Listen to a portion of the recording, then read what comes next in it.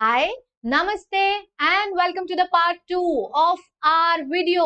Well dear बच्चों, मैं ये मान के चल रही हूँ कि आपने अभी तक अपना पार्ट नंबर 1 पूरा कंप्लीट कर लिया है ना, अपने लेवल पर भी जहां भी बीच बीच में आपको जो भी वो पर्चे ऐड करने के थे वो आप सबने कर लिए होंगे. तो welcome to the part 2 of this video, जहां पर हम आपके SLCM के पेपर या CMSL के पेपर में जो अमेंडमेंट्स ICSI ने दिए हैं उस सप्लीमेंट पे डिस्कशन कर रहे थे. Well, without forgetting reminding you once again, video को जल्दी से लाइक करिए और चैनल सब्सक्राइब करिए इन केस अगर आपने अभी तक नहीं करा है तो, सो दैट ऐसे कोई भी इंपॉर्टेंट अपडेट्स आपसे कभी भी स्किप ना हो. अपने फ्रेंड्स के साथ शेयर जरूर करिए so that maximum people, maximum students can be benefited. ठीक है बच्चों, तो चलिए अब अपने इस वीडियो को आगे बढ़ाते हैं और अगले पार्ट पर आकर के जो दूसरे अमेंडमेंट्स अब हमें पढ़ना है इस सप्लीमेंट पे उसे पढ़ना शुरू करते हैं. डिपॉजिटरी एक्ट से संबंधित और LODR के काफी सारे पॉइंट्स थे जो हमने इनिशियल पेजेस में कवर अप करे थे. अब जिस चीज पर अपने को आगे बढ़ना है, the next point of discussion happens to be lesson number 6 आपके नए स्टडी मटेरियल का. I am repeating back again, new syllabus old syllabus दोनों ही कोर्स के बच्चे इस वीडियो को देखकर बेनिफिट ले सकते हैं, बिकॉज जो टॉपिक्स यहाँ इस सप्लीमेंट में कवर हुए हैं वो दोनों ही सिलेबस में कॉमन पाए जाने वाले टॉपिक हैं. ठीक है, तो LODR आपको नए कोर्स में भी पढ़ना है, पुराने कोर्स में भी पढ़ना है. वैसे ही ICDR है या substantial equation of shares and take over regulation है या डिपॉजिटरीज हैं, आगे जैसे म्यूचुअल फंड्स आएंगे, ऑम्बड्समैन आएगा, स्ट्रक्चर ऑफ कैपिटल मार्केट आएगा, ये सभी में दिया गया है. तो whether you belong to the old course और टू द न्यू कोर्स, ये वीडियो इसे देखना, इसे ध्यान से सुनना is definitely beneficial for you. And do not forget, अपनी कॉपी पेन पेंसिल लेकर के तैयार बैठे हैं ना आप, जैसा आपने पार्ट 1 में करा था. जिन भी मटेरियल से आपने पढ़ा है उन्हें अपने सामने रखिए, स्टडी मटेरियल हो चाहे नोट्स हो चाहे जो भी चीज से आप पढ़े हो, और जो जो अमेंडमेंट्स अपन यहाँ पढ़ते जा रहे हैं for each and every amendment मैंने इंपॉर्टेंट पॉइंट्स हाईलाइट करें, बस आपको उतना सा नोट डाउन करते चलना है और उसे अपने उस पेज पर जहां आपने लिखा है वहां से, जहां नोट्स आपके दिए हैं, जहां वो प्रोविजन आ रहा है नोट में, वहां पेस्ट कर लेना है. तो all the things will be compiled at one place for you. Exam के पहले रिविजन करना would be very easy for all of you. ठीक बच्चों, चलिए बढ़े आगे. सबसे पहले पॉइंट पर आते हैं. तो सबसे पहला पॉइंट जो आप यहाँ पर देख रहे हैं, the first point talks about an amendment of July 1 2020, जहां पर SAST substantial acquisition of share and take over regulations को शॉर्ट में हम SAST कहते हैं, कुछ लोग SAST कहते हैं, डिफरेंट थिंग्स आप जो भी बोलते हो.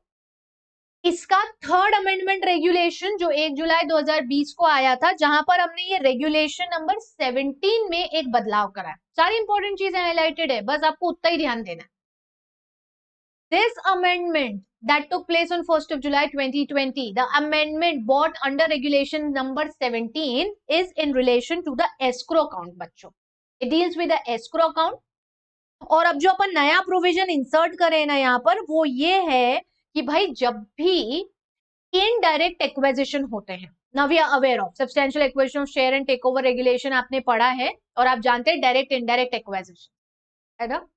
जब भी इनडायरेक्ट एक्विजिशन हो रहा है where a public announcement has been made, तो ऐसी स्थिति में रेगुलेशन नंबर 17 का अमेंडमेंट कहेगा कि an amount that's equivalent to 100% of the consideration that is to be paid in the open offer.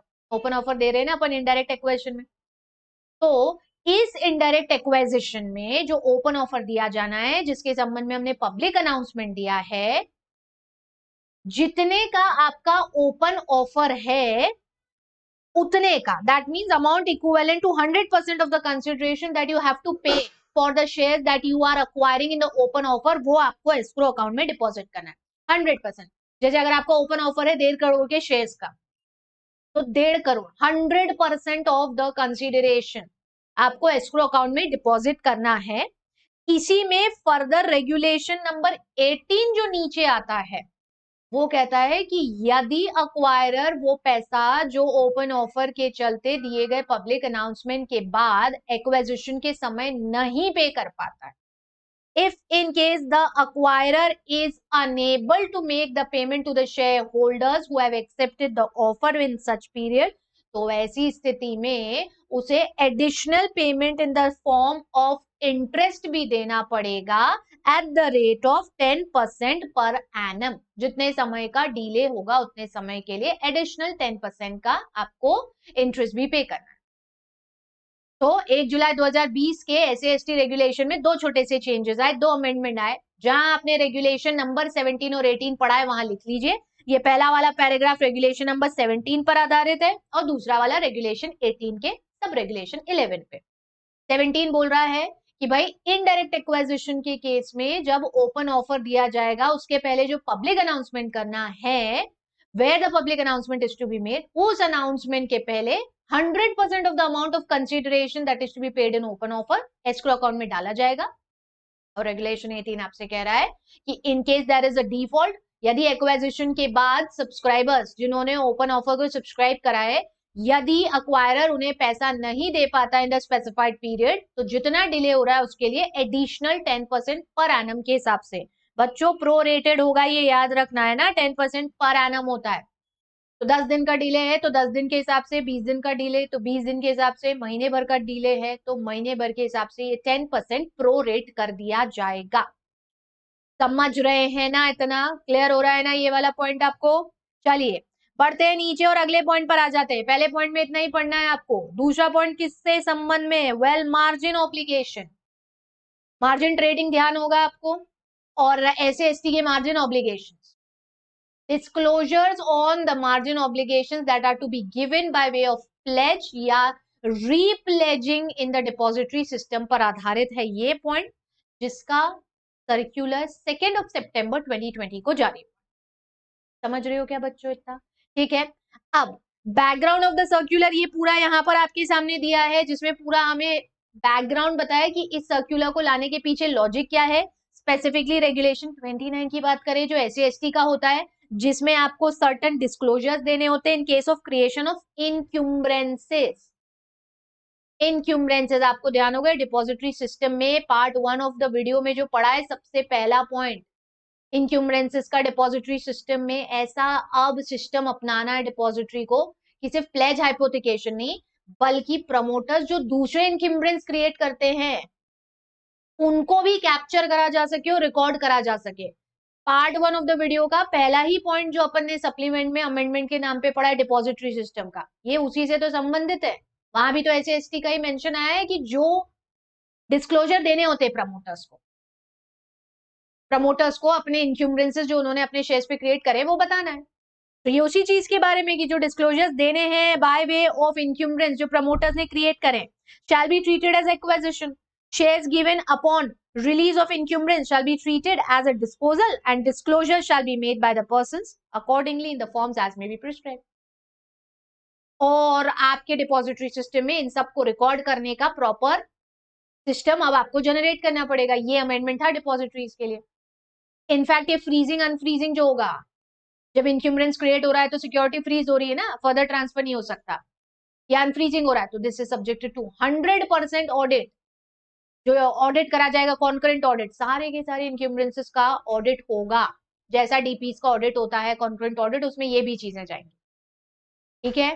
तो अब इस पर्टिकुलर पॉइंट में अपन ने क्या बोला, ये जो ब्रीफ एनालिसिस देख रहे हो ना एकदम स्क्रीन पे नीचे की तरफ, यहां मैंने आपको इस डिस्क्लोजर अबाउट मार्जिन ऑब्लिगेशन के संबंध में बताया है that entities will not be required to make disclosure about the shares that are encumbered with trading and clearing members by way of pledge or repledge in the depository system as a part of improving the ease of doing business। मतलब कि promoters को देना है, promoters को तो देना है, but जो दूसरे बिजनेस एंटिटीज होते हैं वो अगर नहीं देंगे तो इट्स फाइन। इस पर्टिकुलर पॉइंट का एक्सप्लेनेशन ये है कि entities will not be required to give this disclosures in terms of creation of encumbrance on securities जो प्लेज या repledging of securities in the depository system के माध्यम से हुआ है, only for the purpose of promoting ease of business. अब ये वाला पैराग्राफ देखो जिसके ऊपर मैंने टिक करा कि for promoting ease of doing business it is decided that disclosure specified under the sub regulation 4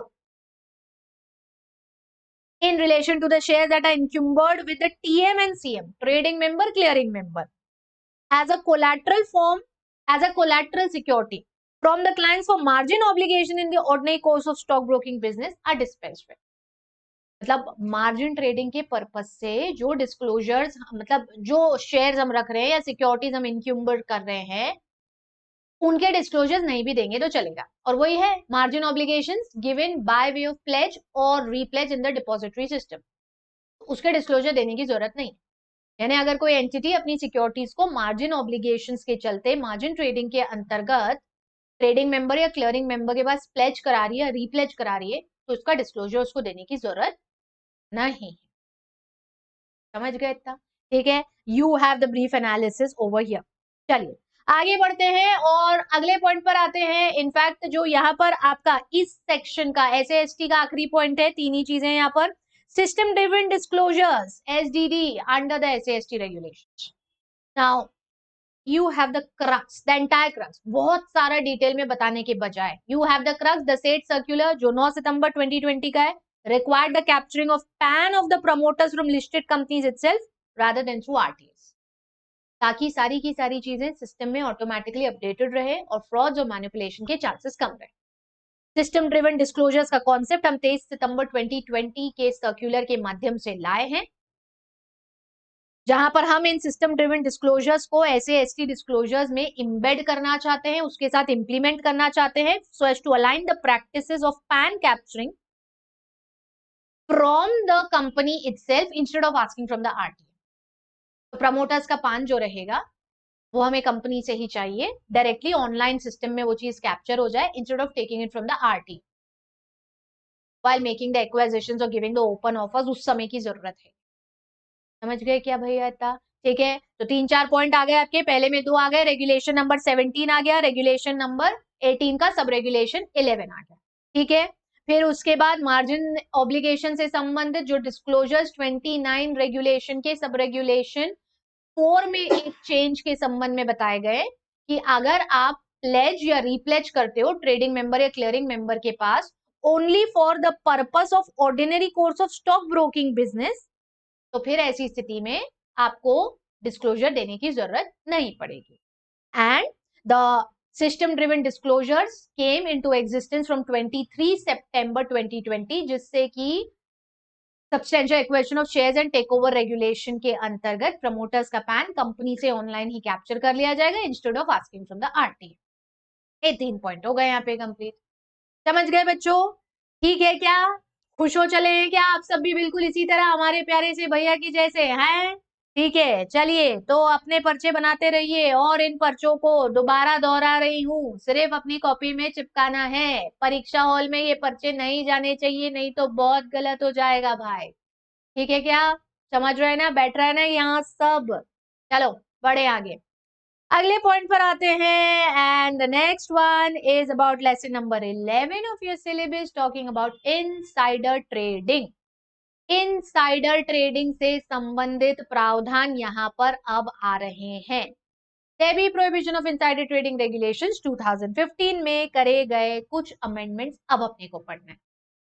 पहला 23 जुलाई 2020 का एक circular allowing offer for sale and rights entitlement transactions during trading window closure period. ओहो, trading window closure period recall कर लिया होगा आपने अब तक. ट्रेडिंग प्लान्स जहां पढ़ते हैं, कौन से रेगुलेशन नंबर में आता है ट्रेडिंग प्लान? जल्दी रिकॉल करिए भाई, जल्दी जल्दी. कौन सा था? 3 की 4 की 5 की 6? वेरी गुड, आपने कर लिया रिकॉल, मुझे पता. It was regulation number 5, trading plan, जिसमें प्लान्स बनाना, कंप्लायंस ऑफिसर से अप्रूवल लेना, फिर एक्सचेंज को फाइल करना फॉर पब्लिक डिस्क्लोजर, और उसी में ये ट्रेडिंग विंडो क्लोजर का पॉइंट आता है. A time period during which the trading window is closed, जिसमें कि प्लान्स होने के बावजूद भी इनसाइडर्स ट्रेडिंग नहीं करते. बट यहां हमने एक रिलैक्सेशन दिया इस 23 जुलाई 2020 के सर्कुलर के माध्यम से. ऑफर फॉर सेल और राइट्स एंटाइटलमेंट के ट्रांजैक्शन जो हैं उन्हें पूरा करा जा सकता है. You have the brief of circular summarised for you over here, ताकि आपको पूरा डिटेल में ना पढ़ना पड़े. ये प्रयास मेरा है और इसीलिए मैंने यहाँ पर सप्लीमेंट में डायरेक्टली सारे मेजर पॉइंट हाईलाइट कर रखे हैं. It has been decided as per this point that in addition to transactions that are mentioned in clause 4 of Schedule B with regulation number 9 of the PIT regulation, trading window restriction shall not apply in respect of offer for sale अगर company के and से आया है तो, या rights entitlement transactions that are carried out in accordance with the framework that has been specified by the board from time to time. तो वो framework क्या होता है भाई? कंपनी एक्ट का कंप्लायंस, कंपनी एक्ट में जो रूल्स दिए गए राइट्स इशू के संबंध में उसके कंप्लायंस, ठीक है, और उसके अलावा आईसीडीआर में जो पॉइंट है, तो वो जो पूरा फ्रेमवर्क है जो बोर्ड बता रहा है उस फ्रेमवर्क के अंतर्गत रह करके ट्रेडिंग विंडो जब क्लोज है उस दौरान भी ऑफर फॉर सेल और राइट्स एंटाइटलमेंट को सब्सक्राइब करा जा सकता है। इसका पूरा मतलब ये कि in addition to those transactions जो कि आपको क्लॉज 4 में दिए गए स्केड्यूल बी के, इन एडिशन टू व्हाट, अब स्केड्यूल ए और बी इमीडिएटली रिकॉल कर लेंगे आप आई सपोज, है ना, तो वो जो क्लॉज में ट्रांजैक्शंस दिए हैं उसके अलावा ट्रेडिंग विंडो रेस्ट्रिक्शन इन ट्रांजैक्शंस पे भी नहीं लगेगा। ऑफर फॉर सेल अगर आ रहा है तो उसको सब्सक्राइब करना या राइट्स एंटाइटलमेंट को सब्सक्राइब करना, ठीक है, क्लियर हुआ क्या ये? यहाँ नीचे पूरा ब्रीफ एनालिसिस आपके लिए दिया हुआ है यहाँ पर। अब इस ब्रीफ एनालिसिस को रीड करेंगे तो ऊपर दिए गए सर्क्यूलर के ब्रीफ को समझ पाएंगे। वही जो मैंने आपको अभी बताया, लिस्टेड कंपनीज इनसाइडर ट्रेडिंग को मॉनिटर करने के लिए ट्रेडिंग विंडो का इस्तेमाल करती है। ट्रेडिंग विंडो का मतलब रहता है डेजिग्नेटेड पर्संस उस ट्रेडिंग विंडो को जब ओपन रहेगा उसी दौरान ट्रेड कर पाएंगे, जब वो क्लोज्ड है उस दौरान वो ट्रेड नहीं करते। फाइनेंशियल ईयर एंड से पहले शुरू होता है, 20 दिन पहले शुरू होता है, डिस्क्लोजर ऑफ फाइनेंशियल स्टेटमेंट्स के 2 वर्किंग डेज बाद तक चलता है, वो आपने रिकॉल कर लिया होगा, है ना। तो उसी के संबंध में ये है, in this circular trading window restriction shall not apply in respect of transactions relating to offer for sale and rights entitlement that are carried out as per the framework prescribed by the board. Board कैसे prescribe करेगा? In light of what is provided under the companies act, rules made there under and of course ICDR. ठीक, समझे क्या? इतना clear हो गया सबको? चलिए इनसाइडर ट्रेडिंग के दूसरे पॉइंट पर आए। अमेंडमेंट में क्या दिया गया है भाई? तो 23 जुलाई 2020 का एक सर्कुलर है talking about reporting to exchanges regarding violations under the insider trading, prohibition of insider trading regulations relating to code of conduct. Well, 2 code बनाते हैं अपन, याद है ना आपको, रेगुलेशन 8 और 9, जिसमें 8 is about code of fair disclosure या code of practice and procedure, and regulation number 9 is the code of conduct that is to be framed by every listed company and followed by the board of directors. उसी का तो format है schedule B में। Schedule ए जो है वो code of fair disclosure का है ना। तो अब यहाँ हम एक चीज लाए, रिपोर्टिंग टू स्टॉक एक्सचेंज के संबंध में क्लॉज 13 में क्या है, ये यहाँ पर इतना मैंने आपके लिए हाईलाइट करा। स्पेसिफाइड फॉर्मेट दिया गया है reporting of violations of COC के लिए, कि अगर कंपनी में डायरेक्टर्स के द्वारा या इंसाइडर्स के द्वारा इस सीओसी का कंप्लायंस नहीं करा जाता है या वायलेशन होता है तो इसकी सूचना स्टॉक एक्सचेंज को दी जाएगी कंपनी के कंप्लायंस ऑफिसर के द्वारा, और उसके संबंध में हमने एक स्पेसिफाइड फॉर्मेट बताया है, आपको उसी में देना है। 19 जुलाई 2019 को वो फॉर्मेट बताया गया है और उसी फॉर्मेट में आपको वो जो वायलेशंस हुए उसकी सूचना देना है। समय समय पे सेमी इसको बदलता रहता है, जहां ठीक लगे जैसा ठीक लगे, ठीक है। और फिर अब जब इस वायलेशन के संबंध में अगर वायलेशन हो रहा है और आप पे पेनल्टी लगाई जा रही है, तो फिर ऐसी स्थिति में जो भी अमाउंट कलेक्ट हुआ है by the listed companies, intermediaries and fiduciaries under these clauses for violation of the COC, वो दिया जाता है। ऑफकोर्स सेबी के पास रहेगा, बट सेबी उसको क्रेडिट का करता है, आईपीएफ में करता है, और वहां से फिर उसका इस्तेमाल करा जाता है जो स्पेसिफाइड पर्पस दिए गए हैं आईपीएफ के लिए वहां पर। In case of violation we have a specified format जिसमें बताया जाएगा, और अगर वो साबित होता है तो जो भी पेनल्टी लगाई जा रही है इंटरमीडियरी पर या लिस्टेड एंटिटी पर या किसी भी दूसरे इन्वॉल्व इंसाइडर पर या फिड्यूशरी पर, वो फिर कंपनी कलेक्ट करके बोर्ड को देगी, that is going to credit the amount to IPF to be utilized only for the purposes that are specified in the act. Company act में भी दिए गए। ठीक है बच्चों, समझ गए क्या ये वाला पॉइंट आप अच्छे से? ठीक, चलिए तीसरे पॉइंट पर आते हैं। 9 सितंबर 2020 का 9 सितंबर 2020 का एक circular again in relation to prevention of the insider trading regulation, और अब इसमें क्या है ma'am, automation of continual disclosures that are to be made under regulation number 7 sub regulation 2। इसको भी सिस्टम ड्रिवन में डाल दिया अपन ने डायरेक्टली। एसडीडी जो अपन अभी ऊपर भी बात कर रहे थे, जहां प्रमोटर्स का पैन कैप्चर होगा directly from the listed company, ICDR HST में आया ना ऊपर अभी एक पॉइंट, वही। Well you have the complete background that is meant for your reading. एक बार थॉरली बस इसको आपको रीड करना है। अलग अलग डेट्स पे आए अलग अलग सर्क्यूलर्स और उनका रेफरेंस दिया गया है। इंपॉर्टेंट हमारे लिए बस ये 9 सितंबर वाला सर्क्यूलर है। अच्छा बच्चों, इन सर्क्यूलर्स की डेट्स नहीं भी याद रखोगे तो चलेगा, है ना, दैट्स ओके। डेट्स याद नहीं रखना है, आप प्रोविजन याद रख लो, उतना बहुत है।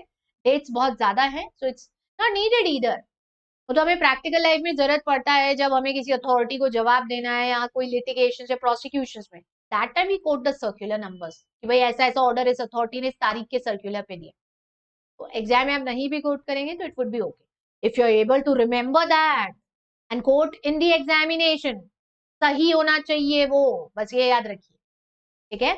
तो क्या करा है अपन ने भैया, सिस्टम ड्रिवन डिस्क्लोजर को लेकर के आने के लिए इस कंसेप्ट में या इस पॉइंट में सर्क्यूलर में हमने ये करा है कि pertaining to trading in equity shares and equity derivative instruments के संबंध में जो डिस्क्लोजर्स अपने को देने पड़ते हैं, जो कि रेगुलेशन नंबर 7 में दिए जाते हैं कंटिन्यूअल बेसिस पर, वो अब सारी चीजें ऑटोमेटिक होगी। यानी हमें अलग से किसी फॉर्म को भर करके नहीं देना है, हम उसे सिस्टम में ऑटोमेटिकली फीड इन कर सकते हैं। The procedure for implementation shall be prescribed. हालांकि ये सब जो चीजें हैं, the depositories and the stock exchange shell make necessary arrangements, क्योंकि जब ये सर्क्यूलर आया है उस समय इमीडिएट अरेंजमेंट्स नहीं थे, बट अब इन सब डिस्क्लोजर्स को ऑनलाइन फॉर्म में देने के लिए इट वॉज नेसेसरी कि डिपॉजिटरीज और स्टॉक एक्सचेंजेस जो हैं वो रिक्वायर्ड जो भी इंफ्रास्ट्रक्चर उनके लिए नीडेड है, अरेंजमेंट्स नीडेड है, वो सब इकट्ठे करें and so that these disclosures should be made, और इसकी सूचना पहले सभी को बताई जाए। ठीक है क्या, समझ रहे हैं? ये लास्ट वाला पैराग्राफ जो है ये ध्यान रखिए, लास्ट वाला मतलब याद रखने के लिए जो लास्ट है, system would continue to run parallel with the existing system, that is entity shall continue to independently comply as applicable to them till 31st of March 2021। यानी 1 अक्टूबर 2020 से हमने दोनों चीजें चालू करी है, ऑटोमेशन भी होगा और आप इंडिपेंडेंटली तो देंगे ही सही, जो डिस्क्लोजर्स आपको देने होते हैं with in 2 working trading days. Continual disclosures पढ़ते हैं ना, इनिशियल और फिर कंटिन्यूअल डिस्क्लोजर्स रेगुलेशन 7(1) एंड 2 में, तो वो तो देना ही है। उसके साथ साथ ऑटोमेटेड या ऑनलाइन मोड में भी दे, और फिर अभी 31 मार्च 2021 के बाद जो रहेगा तब वो फुल्ली ऑटोमेटेड हो जाएगा, उसके पहले दोनों चीजें पैरेलली रन। ठीक है भाई, समझ गए? छोटा सा कंसेप्ट, कुछ बहुत ज्यादा स्पेसिफिक नहीं। डिस्क्लोजर्स को ऑनलाइन करना है जो रेगुलेशन 7 के सब रेगुलेशन 2 में दिए जा रहे हैं। ठीक, पीआईटी का अगला पॉइंट जहां पर हमने सीधा सीधा सेकेंड अमेंडमेंट करा है 29 अक्टूबर 2020 को, इसमें जिसके चलते रेगुलेशन 7 है, ये जो नए रेगुलेशन ऐड हुए थे इन्फॉर्मेंट और इन्फॉर्मेंट के द्वारा दी जाने वाली ओरिजिनल इंफॉर्मेशन, उन सब के संबंध में यहां बच्चों इस रेगुलेशन नंबर 7A में एक एक्सप्लेनेशन ऐड करा है अपन ने, ये ओरिजिनल इंफॉर्मेशन का, which provides that information shall be considered timely only if as on the date of receipt of that duly completed voluntary information disclosure form, voluntary information disclosure VIDF by the board जो informant देता है, a period of not more than 3 years have lapsed since the date on which first alleged trade constituting violation of these regulations or laws was executed। भाई informant सूचना दे रहे हैं हम, ये नया प्रावधान आया ना पूरा का पूरा नया, हमने रेगुलेशन ऐड करा है 7A, B, C, D वो सब, तो अब उसमें हम बोलते हैं कि अगर इन्फॉर्मेंट ओरिजिनल इन्फॉर्मेशन दे रहा है तो उसका फॉर्मेट बताएंगे कैसे देना है। लेकिन हमने उस ओरिजिनल इन्फॉर्मेशन की जो परिभाषा दी गई है उसमें एक चीज ऐड करी है कि कोई भी इंफॉर्मेशन ओरिजिनल इंफॉर्मेशन के नाम पर टाइमली सिर्फ तब मानी जाएगी जब वो जो इंफॉर्मेशन दी गई है उस इंफॉर्मेशन में जिस ट्रेड को आपने इनसाइडर ट्रेड बताते हुए आरोप लगाया है ना, एलिगेशन पुटअप करे कि इनसाइडर ट्रेडिंग हो रहा है, उस ट्रेड को not more than 3 years should have lapsed from the date on which that first alleged trade constituting the violation have been executed. मतलब जिस डेट पर ट्रेड एग्जीक्यूट हुई है वहां से अगले 3 साल के अंदर सूचना आएगी तो ही उसको टाइमली मानेंगे। 3 साल तो यूं ही बहुत है। 3 साल बाद भैया आप 2021 में बैठ के मेरे को बता रहे हो 2015 में एक ट्रेड करा था कंपनी ने एज एन इन्फॉर्मेंट, अब आप मेरे को बता रहे हो आप क्या काम कर रहे हो? आप 2020 में बैठ के मेरे को बता रहे हो कि 2012 में एक ट्रेड हुआ था, आप क्या काम कर? तो ओरिजिनल इन्फॉर्मेशन में टाइम के क्राइटेरिया को ये एक्सप्लेनेशन दिया गया है कि भाई कोई भी इंफॉर्मेशन टाइमली तब मानी जाएगी जब उस इंफॉर्मेशन में आप जिस ट्रेड एक्टिविटी या गतिविधि पे आरोप लगा रहे हो ना कि इनसाइडर ट्रेडिंग, वो जिस तारीख पर हुई है वहां से अगले 3 साल के अंदर आपने ये सूचना दे दी हो कि भाई ये गतिविधि हुई थी जो इनसाइडर ट्रेडिंग और गलत है। 3 साल बाद आपकी आंख खुल रही है और अब आकर के बता रहे हो तो उस इंफॉर्मेशन को टाइमली नहीं माना चाहिए। कितना छोटा सा पॉइंट है, ये याद रखना है, ठीक है। बाकी ये पूरा नीचे आपको दिया गया है कि रेगुलेशन नंबर 7B में ये वॉलेंटरी इंफॉर्मेशन डिस्क्लोजर फॉर्म जो रहता है ओरिजिनल इंफॉर्मेशन बताते हुए इंफॉर्मेंट देता है, इसके लिए फॉर्मेट सेट आउट करा गया है शेड्यूल नंबर D में। तो अब हमने क्या करा है भाई, इस वॉलेंटरी इंफॉर्मेशन डिस्क्लोजर फॉर्म में ये वाली जो डिटेल्स देख रहे हैं आप, ये वाली सारी डिटेल्स तो बताएगा ही सही इंफॉर्मेंट, सबसे ज्यादा महत्वपूर्ण ये देखा जाएगा कि जो इन्फॉर्मेशन वो दे रहा है कौन सी सिक्योरिटीज है जिनमें ट्रेडिंग हुई है, क्या इल्जाम लगा रहे हो आप, क्या एलिगेशन है आपका, क्या आपको लग रहा है गलत है, वो ट्रेड और आपके इन्फॉर्मेशन के बीच में जिस डेट पर ट्रेड हुआ है और जिस डेट पे आप इन्फॉर्मेशन दे रहे हो 3 साल से ज्यादा का गैप ना। आप मेरे को बता रहे हो 17 मार्च 2021 को कि एक ट्रेड हुआ था 17 मार्च 2012 को, 3 साल से ज्यादा हो चुका है, काम की नहीं है इन्फॉर्मेशन, टाइमली नहीं, ठीक है, समझे। ये ब्लू लिंक्स का लॉजिक पता है ना आपको, बताइए ना मैं लेक्चर की स्टार्टिंग वाले पार्ट में कि ये सब लिंक्स वो हैं जहां से आप इन सर्क्यूलर्स को सेबी की वेबसाइट पे डायरेक्टली देख सकते हो। तो जब आप सप्लीमेंट डाउनलोड करोगे आईसीआईसीआई की वेबसाइट से, उसे जब खोल के आप पढ़ रहे होगे तो इन लिंक्स पे अगर आपने क्लिक करा तो you will be directly redirected to that page जहां वो सर्क्यूलर मिल जाएगा। ठीक है बच्चों, इनसाइडर ट्रेडिंग रेगुलेशन से संबंधित इतनी चीजें थी। अब अगले चैप्टर पर आ जाओ और अगला चैप्टर है आपका म्यूचुअल फंड्स पर आधारित। अब इस चैप्टर में अपने को म्यूचुअल फंड्स वाले टॉपिक में क्या अमेंडमेंट आए हैं या क्या चेंजेस आए हैं वो पढ़ना है।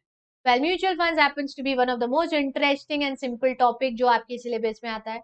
2-3 कैलकुलेशन मुझे पता है अगर छोड़ दिए जाए तो, बाकी काफी इंटरेस्टिंग है। क्या क्या आया है मैम इसमें? सबसे पहला transactions in the corporate bonds or commercial papers through the RFQ platform। RFQ platform ये बच्चों रिक्वेस्ट फॉर कोट हाईलाइट करी हूं आपके लिए, and enhancing the transparency pertaining to the debt schemes। अलग अलग स्कीम्स होती है ना म्यूचुअल फंड की, अलग अलग जगह पर म्यूचुअल फंड इन्वेस्टमेंट करता है, ठीक है, ये इसका पूरा बैकग्राउंड है। इस पैराग्राफ को पढ़ोगे तो समझोगे कि इस सर्क्यूलर का जो 22 जुलाई 2020 को आया लॉजिक क्या है। Mutual Fund Advisory Committee advises SEBI on the matters relating to the regulation of mutual funds। Advisory committee बनाई है एम्फी में, association of mutual funds of India, जो सेबी को एडवाइस देता है समय समय पर कि क्या क्या चेंजेस करे जाए म्यूचुअल फंड इंडस्ट्री और उसकी वर्किंग में, ताकि इन्वेस्टर्स के इंटरेस्ट को प्रायोरिटी दी जाए, इंटरेस्ट प्रोटेक्ट करा जाए। डिस्क्लोजर रिक्वायरमेंट्स के लिए भी बताता है ये क्या क्या डिस्क्लोजर दिए जाने चाहिए एएमसी को, क्या क्या इन्फॉर्मेशन वो बताए, कब बताए, measures required to be taken for change in the legal framework, ये सब चीजें। Why? So as to introduce simplification and issue that are related to development of this industry. अब इसी चीज को बढ़ाने के लिए आपका ये एडवाइजरी कमिटी कुछ नए मेजर्स के साथ, कुछ नए रिकमेंडेशंस के साथ बाहर आया है जो डेप्ट स्कीम्स के संबंध में है, डेप्ट स्कीम्स कमर्शियल पेपर्स के संबंध में है। और उन डेप्ट स्कीम्स या कमर्शियल पेपर्स के संबंध में in order to increase the liquidity on the exchange platform, अब इट इज एक्सपेक्टेड कि मंथली बेसिस पर mutual funds will undertake at least 10% of the total secondary market trades, of course by value, in the corporate bonds by placing or purchasing or seeking quotations through one to many mode on the request for quote platform of the exchange. Well, ये exchange का एक part ही है, request for quote platform. Mutual fund industry में इस्तेमाल होता है और मुझे पता है ये आपके सिलेबस में बहुत ज्यादा डिटेल में नहीं आता है. So even I do not want to go into too much of detail, क्योंकि कुछ बहुत ही नया बता करके at this point of time I do not want to overburden you. तो आपको बस इतना ध्यान रखना है कि ये रिक्वेस्ट फॉर कोट प्लेटफॉर्म है, एक ऐसा सेगमेंट है जहां पर अब मंथली बेसिस पर mutual funds 10% of the total secondary market trades जो रहेगा, जो बाय वैल्यू देखी जाएगी not in number, corporate bonds में इस रिक्वेस्ट फॉर कोट प्लेटफॉर्म पर करेंगे बाय प्लेसिंग देयर ऑर्डर्स और seeking the quotations. And this percentage specified shall be reckoned on the average of secondary trades by value in the immediately preceding 3 months on the rolling basis.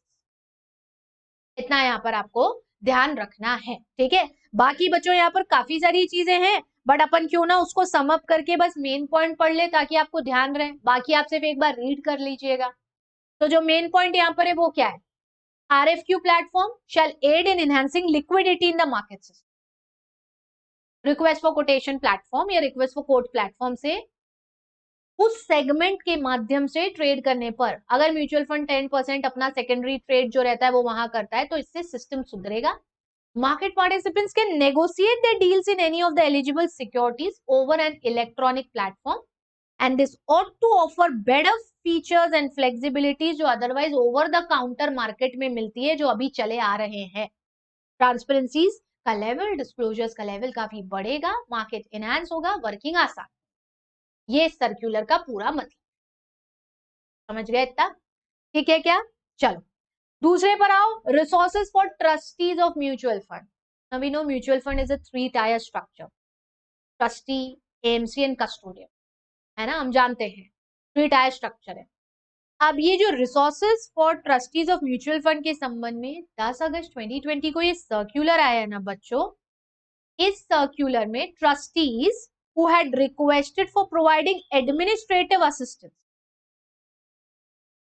है ना, to the trustees in monitoring various activities of the AMC, उसके संबंध में हमने ये दिया है.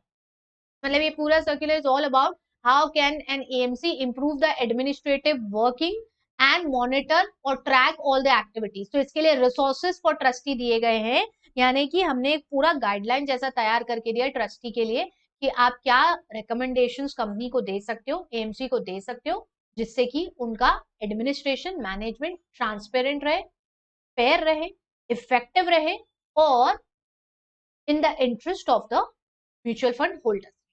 ठीक, तो इसके लिए क्या क्या करेंगे trustee? Well, all the major points I have highlighted in advance. सबसे पहली चीज, trustees may appoint a dedicated officer having professional qualification and minimum 5 years of experience in finance and the finance or market related things. ये आप appoint कर सकते हैं AMC में या अपने पास ही अपॉइंट कर सकते हैं. ठीक है, फिर इस ऑफिसर को काम क्या क्या करना है? तो mainly assisting the trustee and discharging the activities that are assigned to him by the trustee.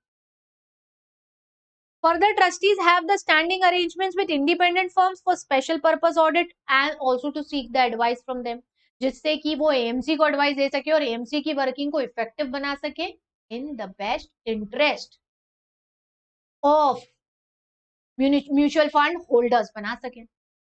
Notwithstanding anything about, trustee shall however continue to be liable for discharge of various fiduciary responsibilities जो कि mutual fund regulations में उसके ऊपर डाली गई. तो ये सिर्फ एक एड ऑन है कि वर्किंग को और ज्यादा इफेक्टिव बनाने के लिए हमने क्या कर रखा है. यहाँ पर हमने एक फैसिलिटी दी है इस रिसोर्सेज फॉर ट्रस्टीज के नाम से ट्रस्टीज को. इसमें वो अपने लिए एक एडमिनिस्ट्रेटिव ऑफिसर का अपॉइंटमेंट कर सकते हैं जो कुछ चीजें उनके कहे अनुसार करेगा और उससे एएमसी की वर्किंग को इफेक्टिव बनाया जा सकता है उनके नॉलेज, उनके एक्सपीरियंस के through, which in turn is definitely going to benefit the mutual fund unit holders and the entire mutual fund industry. ठीक, समझ गए ये सर्क्यूलर? बढ़िया चल रहा है ना, समझ में आती जा रही है ना सारी चीजें? आप ये देख रहे होंगे ऑलमोस्ट हर पॉइंट में बुलेटेड हाईलाइटेड है जो मेजर चीज आपको ध्यान रखना है. तो बस अब इसके बाद करना क्या है, और आपको वीडियो को ध्यान से बस सुनते चलना है, और ये सारी चीजें जो आ रही है इनको नोट डाउन करके जहां चैप्टर में वो प्रोविजन है वहां चिपकाना है। बार बार बार बार दोहरा रही हूँ इसलिए ताकि आप बीच बीच में भूल ना जाए, कि सुनने में इतने मगन हो गए कि सुनते जा रहे 3-4 पॉइंट हो गए और भूल ही गए। अगर ऐसा हो रहा है तो फिर से वापस रिवाइंड बैक करिए, जहां से छोड़ा है वहां से फिर लिखिए और फिर आगे आइए। ठीक है, मैं आगे बढ़ रही हूँ हाल फिलहाल में वीडियो में। मास्टर सर्क्यूलर 24 अगस्त 2020 को आया म्यूचुअल फंड के संबंध में, जिसके माध्यम से ज्यादा कुछ नहीं, सिर्फ सारे पुराने सर्क्यूलर्स को कंपाइल कर लिया गया, इकट्ठा कर लिया गया, जो म्यूचुअल फंड की ऑपरेशनल वर्किंग पर आधारित है और जो उस डेट तक सेबी के द्वारा जारी करे। तो one master circular compiling all the earlier circulars that have been issued, that's it. तो कुछ ऐसा खास नहीं है ये परीक्षा में पूछे जाने जैसा। Asset allocation of multi cap funds में अब थोड़ी सी चीजें आ रही है। मल्टी कैप फंड्स का मतलब होते हैं वो फंड्स, वो स्कीम्स जो अलग अलग एरियाज या सेक्टर्स में पैसा लगाते हैं, अलग अलग कैप यानी कैपिटल इन्वेस्टमेंट के अनुसार पैसा लगा। मतलब मैम ये बैकग्राउंड पढ़ो। To bring uniformity in the characteristics of similar type of scheme that are launched by different mutual funds. Scheme same है लेकिन अलग अलग म्यूचुअल फंड जारी कर रहे हैं। जैसे बिस्किट बिस्किट है, पार्ले जी भी बन रहा है ना, पार्ले जी कंपनी का पार्ले जी भी बन रहा है। फिर ऐसी और 10 कंपनियां, जो अपने मोनाको कंपनी का भी बन रहा है, मतलब मोनाको का बिस्किट बन रहा है, क्रैक जैक बन रहा है, 50-50 बन रहा है, बाबा रामदेव बन रहा है, बहुत सारा अलग अलग बिस्किट बन रहा है। बिस्किट तो बिस्किट है। ऐसे म्यूचुअल फंड है, स्कीम सेम है, कंडीशन सेम है almost, it's just that it is issued by different AMC. तो उनके संबंध में SEBI had categorized and rationalized the mutual fund schemes via a circular जो 2017 में आया था, and with the purpose to evaluate the different options available before taking the investment decision by the investor. SEBI ये criteria बनाया है अलग अलग कैटेगरी। अब इस चीज को ध्यान में रखते हुए और मल्टी कैप फंड्स जो लार्ज स्केल, मीडियम स्केल या स्मॉल स्केल यानी लार्ज कैप, स्मॉल कैप या मिड कैप कंपनीज में पैसा लगाते हैं, उनको बढ़ावा देने के लिए, in order to diversify the underlying investments of the multi cap across large, mid and the small cap companies, हम ये minimum investment in equity and equity related instruments जो कम से कम 75% होनी चाहिए of a multi cap fund, ये चीज बना दी है। अब अगर कोई मल्टी कैप फंड स्कीम है तो 75% उसका कम से कम असेट्स का जाना चाहिए इक्विटी और इक्विटी रिलेटेड इंस्ट्रूमेंट में, और उसमें से 25% ऑफ द टोटल असेट जो रहेगा, 75 का डिवीजन है ये, 25% जो है वो जाएगा लार्ज कैप में, 25% जाएगा मिड कैप में, 25% equity and equity related instrument of small cap. All the multi cap mutual funds have to ensure कि उनका इन्वेस्टमेंट अब इस तरह से हो, 25-25-25 each on in large, small and medium cap companies. All the multi-cap mutual fund companies have to make sure, or schemes have to make sure कि वो इस चीज को adopt कर ले. The above provisions within 1 month should be complied from the date of publication in the next stocks of the Association of Mutual Funds in India, that's MFI. और ये जनवरी 21 का था। क्यों भैया? क्योंकि आपका ये जो सर्क्यूलर है ये सितंबर 11 में आया था, और उसके बाद हमने आपको ये मौका दिया कि आपको इन सब चीजों को as soon as possible accept करना है। तो अब ये क्या है, मल्टी कैप फंड्स के संबंध में इन्वेस्टमेंट का रेस्ट्रिक्शन है, 25-25-25 स्मॉल, मीडियम, लार्ज तीनों में बढ़ जाएगा। इतना ध्यान रखना है बस आपको, कुछ खास नहीं और ज्यादा। ठीक है, क्लियर हुआ इतना? एक और सर्क्यूलर म्यूचुअल फंड के संबंध में 17 सितंबर 2020 का, uniformity in terms of applicability of net asset value across various schemes upon realisation of funds. We know what NAV is and we also know how we calculate the NAV, right? Net asset value हम कैसे calculate करते हैं, mutual fund में अपन पढ़ते हैं ये, right? पूरा जो net assets आता है after deducting all the losses and the expenses and adding up all the incomes and accrued incomes, we divide it by the total number of outstanding units of the scheme, we get the NAV as on date. ठीक, अलग अलग companies same तरह के mutual fund या characteristics वाले mutual fund के अलग अलग एनएवी डिराइव ना करें, इसके लिए हम ये यूनिफॉर्मिटी लाना चाहते हैं. So it has been decided in respect of purchase of units of mutual fund schemes. Closing NAV of the day shall be applicable on which the funds are available for utilization irrespective of the size and time of the receipt of such application. तो हमने क्या करा है यहाँ पर, हमने NAV को एक यूनिफॉर्मिटी देने के पर्पस से सर्कुलर जारी करा है. That's it. बाकी चीजें बच्चे एक बार थोड़ा सा रीड करेंगे तो ये देखिए आपके लिए सारे इंपॉर्टेंट पॉइंट मैंने यहाँ हाईलाइट कर दिए हैं ताकि आपको बहुत डिफिकल्टी ना हो. सिर्फ इन इंपॉर्टेंट पॉइंट्स, हाईलाइटेड पॉइंट्स को देख लीजिए, समझ जाएंगे. AMC shall use an automated order management system जिसमें orders for equity and related instruments shall be placed by the fund manager. हर एक स्कीम के लिए अलग अलग. एक पूरा proper system based monitoring compliance system चलेगा आपका, so that you have a proper audit trail of all these activities, and this is to be applicable from January 1, 2021. ठीक है, समझ गए क्या? हालांकि हम इस डेट को आगे बढ़ा चुके थे. In view of the pandemic situations that the companies, the world of economies are facing, हमने सर्कुलर की डेट ऑफ एप्लीकेबिलिटी आगे बढ़ा दी थी 1 फरवरी 2021 का. समझे क्या बच्चों? इतना क्लियर हो गया आपको बहुत अच्छे से ये वाला पॉइंट भी म्यूचुअल फंड का. आगे बढ़ रहे हैं.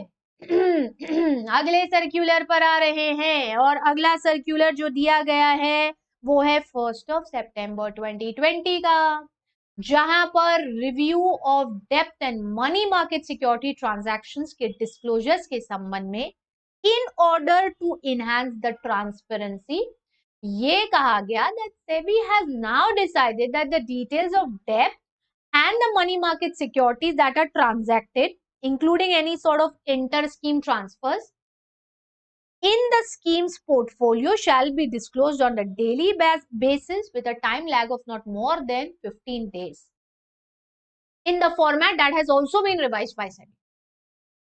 ठीक, तो अब डेप्थ में और मनी मार्केट की सिक्योरिटीज में, डेप्थ मार्केट में और मनी मार्केट की सिक्योरिटीज में जो भी ट्रांजैक्शंस हो रहे हैं उन सब की जो भी डिटेल्स है, स्कीम पोर्टफोलियो डिटेल्स जो है, shall be disclose on daily basis with a time lag of 15 days in the revised format जो सेबी ने यहाँ पर दिया है, और ये 1 अक्टूबर 2020 से ही लागू हो चुका है. तो डेप्थ सिक्योरिटीज या मनी मार्केट सिक्योरिटीज के संबंध में ये सर्क्यूलर है आपका. ठीक, अगला सर्क्यूलर 5 अक्टूबर 2020 का है बच्चों, और ये circular review of dividend option या plans in case of mutual fund schemes है. अब म्यूचुअल फंड्स भी रिटर्न या इनकम ऑफर करती है ना. इसका बैकग्राउंड ये यहाँ पर दिया गया है आपको पूरा. एक बार पढ़ेंगे तो बेसिक समझ जाएंगे. मैं ऑफ कोर्स बता रही हूँ आपको यहाँ पर. एसेट मैनेजमेंट कंपनीज, कुछ asset management company same percentage देती जाती है डिविडेंड रिटर्न का हर साल या मंथली बेसिस पर. एक ही जैसा फॉलो करती है पैटर्न, जिससे कि इन्वेस्टर्स को ये लगे कि भाई इस स्कीम पर रेगुलर इनकम मिल रही है, हर महीने मिल रही है या हर 6 महीने साल में मिल रही है, एक जैसी इनकम मिल रही है, और उससे वो और ज्यादा अट्रैक्टिव हो जाते हैं इन्वेस्टर्स के बीच में. अब during an economic slowdown companies having portfolio of the schemes having little surplus to distribute paying regular dividends may result into the erosion of the capital invested. भाई जब इकोनॉमिक लॉकडाउन था, और this economic lockdown has definitely resulted into the economic slowdown. चीजें थम रही है, economy की growth की रफ्तार रुक रही है. तो अब ऐसी स्थिति में कंटिन्यूस रेगुलर इनकम आप दे नहीं सकते, पॉसिबल नहीं, इससे तो कैपिटल इरोड होगी. कुछ म्यूचुअल फंड कंपनी शायद दे भी पा रही है बट कुछ बिल्कुल भी नहीं दे पा रही है.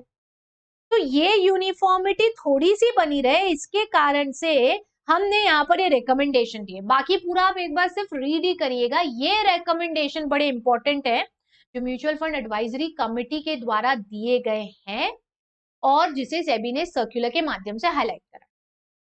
डिविडेंड पेमेंट्स के संबंध, जितनी भी एग्जिस्टिंग और प्रपोज स्कीम्स हैं वो सब नेम करेंगी नई स्कीम्स को या रीनेम करेंगी एग्जिस्टिंग को डिविडेंड ऑप्शंस के संबंध में. इस तरह से यानी अगर आपके ऑप्शन या प्लान का नाम या लॉजिक डिविडेंड पे आउट है तो मतलब पे out of income distribution come capital withdrawal option, ये आपको नाम बदल लेना है, बस इतना करना है ताकि कंफ्यूजन ना हो. डिविडेंड री इन्वेस्टमेंट का नाम बदल देंगे और री investment of income distribution come capital withdrawal option डाल देंगे. So this renaming is done just for the purpose of avoiding confusions. And since because of the economic lockdown we cannot maintain that regular flow of income, तो investors को confusion ना रहे कि regular income scheme है ये, उसे avoid करने के लिए हम ये सर्कुलर लाए। बाकी यहाँ पर ढेर सारी चीजें दी गई, बट उतना आपसे फ्री भी करिएगा, ज्यादा उतना सब डेप्थ में जाने की जरूरत नहीं है अपने को। 1 अप्रैल 2021 से पैरा 4 ये जो अपन ने पढ़ा ये अप्लीकेबल हो जाए। ठीक है भाई, समझ गए हैं कि आप सभी लोग इतना? म्यूचुअल फंड में थोड़े पॉइंट ज्यादा है ना। अगला सर्क्यूलर जो आ रहा है वो 5 अक्टूबर 2020 का है, and this is in relation to some riskometer. Riskometer, खिस्कोमीटर नहीं भाई, खसक वसक तो नहीं रहना आप इधर उधर, ध्यान यही है ना सबका। वेल, इस सर्क्यूलर के माध्यम से प्रोडक्ट लेबलिंग का एक कंसेप्ट आया म्यूचुअल फंड स्कीम्स में, जिनके साथ एक रिस्कोमीटर भी है। In order to address the issue of mis-selling, it is decided that the mutual funds should label the schemes on the parameters that are decided by SEBI. Confusion ना हो, कुछ और है और कुछ और दिख रहा है, वो ना हो, तो अब नाम में ही रिस्कोमीटर होगा। ये नाम, ये देखिए यहाँ पे, the level of risk in the scheme referred to as the riskometer shall be in the name of the scheme itself. 6 categories होगी, low risk to very high risk, low to moderate risk, high risk जिसे moderate कहा जा सकता है, moderate risk, moderately high risk. तो ऐसे अपन ने 6 categories बांट दिए, और अभी स्कीम के नाम में इसको ऐड कर देने से, इस रिस्कोमीटर को ऐड कर देने से, it would be easy for the investors to identify. जब भी न्यू फंड ऑफर आएगा उस दौरान हम इस चीज को इंटीमेट करेंगे। It shall be evaluated further on a monthly basis, and the AMC or the mutual fund shall disclose this riskometer along with the portfolio disclosures of all the schemes on the website within 10 days of the end of each month. तो हर महीने के खत्म होने पर आपको ये riskometer recalculate करना है और विद इन 10 डेज अपनी वेबसाइट पे उस चीज को डिस्क्लोज करना है, पुट अप करना है कि अभी भी रिस्क लो ही है, या अभी थोड़ा मॉडरेट हो चुका है, या पहले मॉडरेट था अब लो हो गया है, पहले हाई रिस्क था अभी लो रिस्क हो गया है, या अभी लो था फिर हाई हो गया है। वो सब चीजें आपको यहाँ पर बताती रहनी पड़ेंगी। समझ रहे हैं क्या भैया? Mutual fund shell also publish this table of riskometer, ये एक ऐसी पूरी टेबल बनाएंगे, स्कीम का नाम डालेंगे, फाइनेंशियल ईयर की स्टार्टिंग में रिस्कोमीटर क्या था, एंड पर क्या था, और पूरे पूरे फाइनेंशियल ईयर में क्या कितना परसेंटेज चेंज आया, कि भाई स्टार्टिंग में आपका रिस्कोमीटर 5% था, फाइनेंशियल ईयर एंड पर वो 7% चला गया, तो इसका मतलब 2% का प्लस हो गया है यहाँ पर। ऐसे हर एक स्कीम का आपको बनाना है साल के अंत में। समझ रहे हैं? कुछ और प्रोडक्ट लेबल्स के डिस्क्लोजर है, इन्हें सिर्फ रीड कर लीजिएगा एक बार। मेन ये रिस्कोमीटर वाला क्राइटेरिया है जो आपको ध्यान रखना है। This circular has to come in force from 1st of January for all the existing schemes. So now it is in to existence. हर म्यूचुअल फंड कंपनी को अपनी हर स्कीम के लिए तैयार करना है। ठीक, समझे क्या बच्चों? 9th सर्क्यूलर, हाँ मुझे पता है आप सोचोगे मैडम इतने सारे आ गए हैं म्यूचुअल फंड में, बट जब ये पूरा वीडियो खत्म होने के बाद जो लिखा है उसे देखोगे ना, तो 1.5 या 2 पेज में वो खत्म हो चुका होगा। And that's why I am insisting again and again, highlighted points note down कर लो ताकि एग्जाम के समय फिर से पूरा 1-1, 2-2 घंटा ये वीडियोस ना देखना पड़े, उस समय इतना टाइम नहीं होगा ना। ठीक है, क्या है इस सर्क्यूलर में 8 अक्टूबर 2020 के ma'am? Guidelines on inter scheme transfers of securities. सीधी सी बेसिक सी चीज, क्लोज एंडेड स्कीम्स में अगर इंटर स्कीम ट्रांसफर्स होते हैं, purchases would be allowed within 3 business days of allotment pursuant to NFO, and thereafter no transfer shall be permitted to or from the close ended scheme. दो तरह की scheme है ना, basic classification. Close ended एक decided date पर ही redeem होगी, open ended जिसके units are ready for redemption at any point of. अब इंटर स्कीम ट्रांसफर्स अगर होने तो क्लोज एंडेड के केस में within 3 business days from allocation in the new fund offer, उसके बाद नहीं हो सकते। ओपन एंडेड में may be allowed on the basis of the following criteria, following scenario. अब यहाँ बहुत सारी डिटेल दी गई है, लिक्विडिटी रिस्क मैनेजमेंट मॉडल बनाएंगे उसके अनुसार करेंगे। यहाँ पर साथ में अपन ये भी इंश्योर करेंगे कि एक पूरा प्रॉपर सेक्टोरल क्लासिफिकेशन करा जाए, there are lot of things. इनको बच्चों एक बार आपको सिर्फ रीड ही करना पड़ेगा, इन चीजों को सिर्फ एक बार रीड कर लीजिए, because they are too very technical to be expected in the examination. They are mostly more importantly in the practical life. तो अभी ट्रेडिंग का इतना डेप्थ आप नहीं पढ़ते हैं अपने म्यूचुअल फंड में, तो stay relaxed and do not panic. इतनी चीजें ये सब एक बार सिर्फ एक बार ध्यान से पढ़ लीजिएगा। ये सब बड़ा टेक्निकल वाला पोर्शन है, अभी ये आपको पूरा बताने बैठूंगी तो एक पूरा घंटा सिर्फ इसको समझाने में लगता है। And plus it is not a part directly, it is not given as a part of your syllabus, it is only mention in the amendment portion, क्योंकि यहाँ सारे सर्कुलर्स इकट्ठे करके दिए। You need to just remember the basic, क्या है basic point. ठीक बच्चों, अगला पॉइंट आ रहा है। अगला पॉइंट जो आपके सामने आ रहा है वो म्यूचुअल फंड का सेकंड अमेंडमेंट रेगुलेशन ही है, वो जो 29 अक्टूबर 2020 का था, जब कोड ऑफ कंडक्ट को लेकर के थोड़े से बदलाव करे गए। कुछ छोटे छोटे चेंजेस हैं जो कोड ऑफ कंडक्ट में करे गए। म्यूचुअल फंड्स के लिए पूरा कोड ऑफ कंडक्ट होता है, छोटे छोटे चेंजेस हैं। क्योंकि आप बहुत ज्यादा डिटेल में नहीं है तो हम भी इसीलिए बहुत ज्यादा डिटेल में उन्हें पढ़ने नहीं जा रहे। You always have an option, आप चाहे तो एक नजर मान सकते हैं, इस लिंक पर क्लिक कर लेना, आपको मिल जाएगा वो। ठीक, 11th point, and this is the November 5th 2020 का circular talking about enhancement of overseas investment limit for mutual fund। बाहर से जो पैसा आ रहा है, अभी mutual fund can make overseas investments subject to, अरे कहां सरक रहे हो भाई, बचा है अभी तो, subject to maximum of $600 million per mutual fund within the overall industry limit of $7 billion। तो हमने यहाँ पर जो इंटरनेशनल इन्वेस्टमेंट्स हैं, ओवरसीज इन्वेस्टमेंट्स हैं, उनकी लिमिट को बढ़ाया। ठीक, they can also make investment in the ETFs, overseas के exchange traded funds, maximum $200 million पर mutual fund, overall industry limit है $1 billion। बाकी पूरा डिटेल्ड अलोकेशन दे रहे हैं, इस अलोकेशन को आप सिर्फ एक बार रीड करिए, उससे ज्यादा कुछ भी मत करिए। बस ये 2 पॉइंट जो मैंने आपके लिए हाईलाइट करे हैं, इतना याद रखिए। डिटेल्स ऑफ चेंज में भी मैंने आपको वही चीज बता दी है। Earlier mutual funds can make the overseas investments, पहले मैक्सिमम लिमिट जो होती थी वो $300 million पर म्यूचुअल फंड होता था, अब इसे ऑलमोस्ट अपन ने डबल कर दिया है। ओवरऑल सीलिंग्स ETF की भी जो थी, इसको भी अपन पर म्यूचुअल फंड बढ़ा चुके हैं, एडेड ऑप्शन। ठीक, अगला 6 नवंबर 2020 का, मैडम कितने बचे बता तो दो, ये देखो एक और ये 2 और, बस खुश हो जाओ, 2 ही बचे हुए हैं, लास्ट है ये 2, इसके मतलब इसके है, बाकी और बचा है अभी। Flexi cap as a new category of equity scheme, एक नई कैटेगरी ऑफ इक्विटी स्कीम अपन ने लॉन्च करी है फ्लेक्सी कैप के नाम से, जिसमें आपको बस इतना ध्यान रखना है, इस स्कीम की कैरेक्टरिस्टिक्स क्या होंगी, वेल जहां अलग अलग स्कीम्स लिखी है वहीं ऐड कर लेना इस स्कीम को।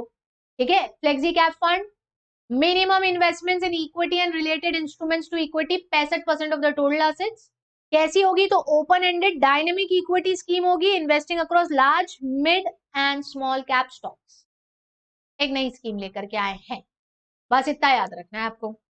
और फिर आपके इस आखिरी सर्कुलर में जो म्यूचुअल फंड पर है 31 दिसंबर का, ये सर्कुलर बच्चों कुछ बहुत ज्यादा नहीं, बट सिर्फ एक एक्सप्लेनेशन है कि जो हमने 17 सितंबर को चेंजेस के बारे में आपको बताया था म्यूचुअल फंड के, वो एज इट इज रहेंगे, और उसमें कहीं कोई, वो नेट एसेट वैल्यू के संबंध में, ये देखो पढ़ा है ना अपन ने, अभी आया था NAV की यूनिफॉर्मिटी वाला एक सर्कुलर, तो वो कुछ कंफ्यूजन रहे उसमें, आगे चल करके कुछ क्लैरिफिकेशंस मांगे गए, इस सर्कुलर के माध्यम से सेबी ने क्लैरिफाई करा है कि उसके जो भी प्रावधान है वो एज इट इज रहेंगे, उसमें कोई चेंज नहीं आएगा।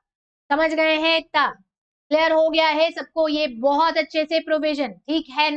इतना समझ गए हैं ना सब लोग बहुत अच्छे से? चलिए भाई, अब नहीं, डू नॉट वरी, मैं आगे नहीं बढ़ा रही हूँ चीजों को, थोड़ा सा ब्रेक, थोड़ा सा पॉज लेने का समय आ गया है, because as you can see we have completed only 30 pages, there are still 19 more pages to go, 48 pages का, 49 pages का अपना पूरा सप्लीमेंट है। I do not want कि सारी की सारी चीजें एक ही साथ इकट्ठी करके डाल दूं और आपको सादा समझ में ना आए, तो इसीलिए अब अपन इस पार्ट को फिर यहाँ पर कंक्लूड करेंगे, थोड़ी देर के लिए रोकेंगे, आप एक बार अपने पुरानी जितनी चीजें पढ़ ली हैं आपने, उन सबको एक बार चेक कर लो, वीडियो को रिवाइंड करके कहीं कुछ स्किप हुआ है तो उसे सुन लो. Make sure each and every single amendment is clear and is written in your notebooks or copies or notes, whatever it is. और फिर तीसरे पार्ट में मुझसे मिलो. अब तीसरे पार्ट में अपन ऑम्बर्ट्समैन के साथ आगे बढ़ेंगे और जो आखिरी के 2-3 छोटे चैप्टर हैं और फिर जो आपका पार्ट बी आ जाता है स्ट्रक्चर और इंटरमीडियरीज वाला, उससे संबंधित कुछ पॉइंट्स पर आएंगे. बट हाल फिलहाल में इस पार्ट को अपन यहीं पर रोकते हैं. आपको पार्ट नंबर 3 में मैं फिर से मिलूंगी. Till then take care, keep revising. Bye bye.